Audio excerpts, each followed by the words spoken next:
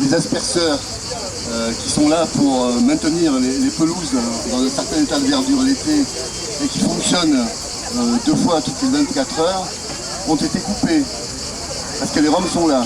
C'est-à-dire, on veut bien entretenir les pelouses, mais on ne veut pas que les roms se rafraîchissent un tant soit peu dans la journée. Alors, comme l'ont dit les précédents intervenants, les pouvoirs publics, hein, la préfète à l'égalité des chances, Marie Laju, mais aussi la municipalité de Marseillaise, mais aussi la communauté urbaine, sont responsables de cet état de fait. La France, en 2010, a cependant approuvé puis signé la reconnaissance par l'ONU du droit humain fondamental sans lequel aucun autre droit ne pourrait être exercé, le droit à une eau propre, à l'accès à une eau propre et salubre, l'accès à un assainissement de qualité et l'accès à l'hygiène. Or ici, aucun de ces droits, aucun n'est respecté, rien n'est mis en place pour qu'il soit respecté.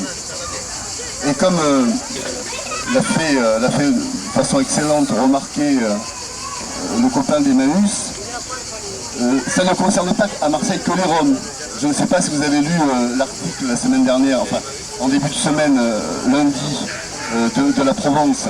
C'est 12 000 personnes à Marseille qui sont sans abri, plus les personnes qui sont sans droit ni titre dans un appartement et qui de ce fait ont du mal à se faire raccorder en eau et qui donc ne peuvent pas se rafraîchir parce qu'on nous en parle fréquemment à la télévision. Eh bien, il faut au moins 1,5 litre par jour d'eau par personne dans ces conditions. Il faut pouvoir prendre des douches froides, etc. etc.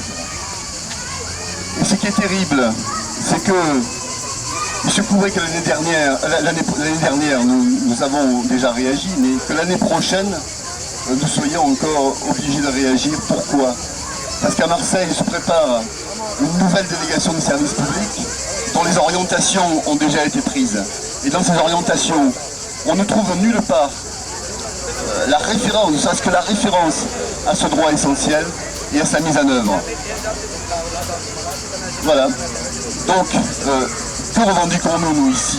C'est au moins des installations d'urgence, c'est-à-dire l'arrivée d'une conduite souple en eau avec des robinets, des douches, hein, même des douches provisoires, hein, et des installations d'assainissement. Merci. Du ex-comité 91 boulevard de Compas, effectivement.